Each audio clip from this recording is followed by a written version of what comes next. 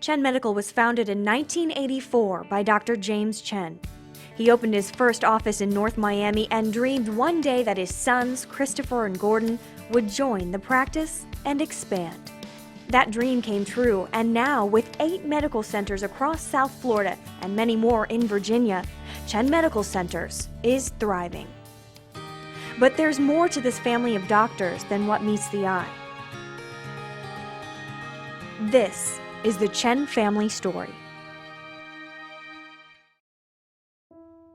And I had just gotten home, and it was around 7 p.m.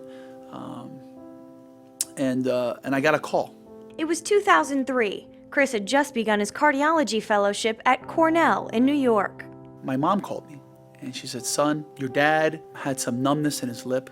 He went to see one of the doctors down here, an ear, nose, and throat doctor." I remember I was starting on the wards as a third-year medical student, and I got a call from my father, and he could barely talk.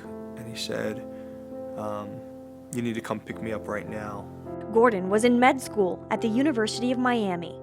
But instantaneously, I realized that my life was completely different just from hearing that one piece of information. Neither had even finished their schooling when they got the biggest medical lesson of all. Their father, James, was diagnosed with sinus cancer and had only 2 months left to live. There was a lot of crying and a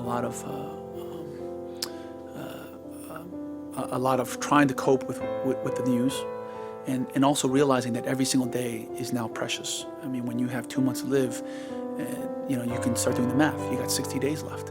The roles for this family of doctors were reversed in an instant. Ever since then, I became a patient, the real patient, a cancer patient. Everyone prepared for the worst.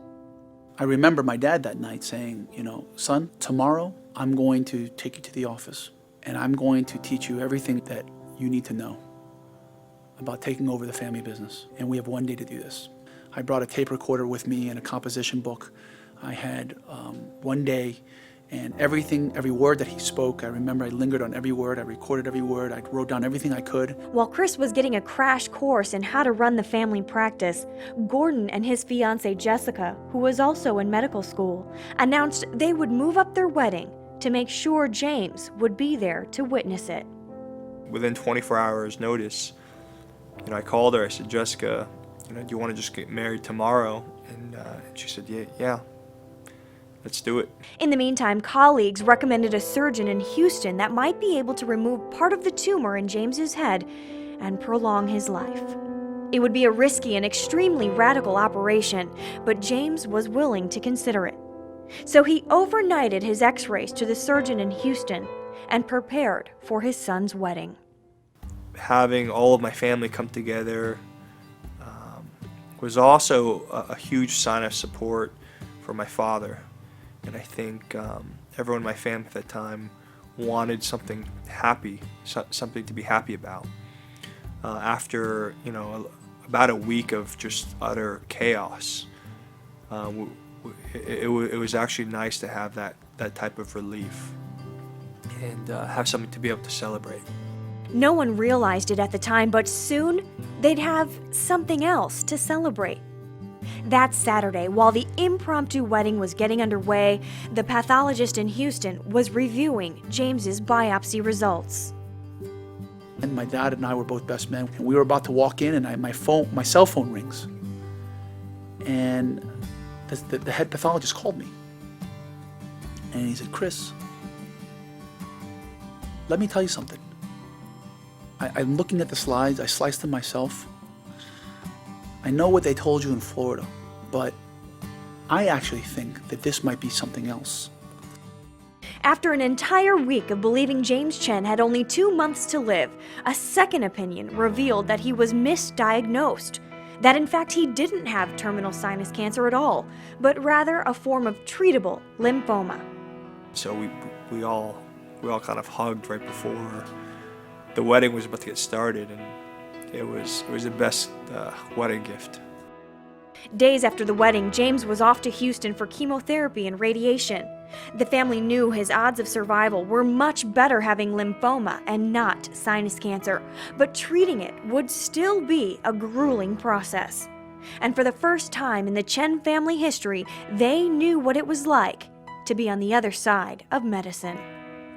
It was the first time in our family's life that literally we were completely vulnerable, and we had to navigate through the healthcare system. They got the runaround from receptionists, had to decipher between differing doctors' opinions, and felt frustrated with the state of our medical system. We saw that, the right hand never knew what the left hand was doing. We all started to come together and brainstorm and think how we can make the healthcare experience that we provide to patients something that works, something that's coordinated. And as James underwent treatment and began the road to recovery, he also began building a new model for his own family practice. A model where family comes first. And yes, patients are considered family. I understand now with the pain, with the suffering. I know how the family feel. I know. We all know. A model where doctors are held accountable and expected to communicate with one another about their patients. And a model where technology is always on the forefront. It's these three core values that, when combined, will revolutionize healthcare as we know it. It's about getting back to the basics and simply making people feel better. So the moral of this family story is found when you look past the white medical coats, stethoscopes, and tablets. It's then you'll see they're just a regular family who loves to eat, loves to laugh, and loves to play. A family who almost lost their dad. During that period of time, everything is a miracle. But didn't. And now this family is taking that miracle and paying it forward. That's the Chen family story, and that's the Chen Med difference.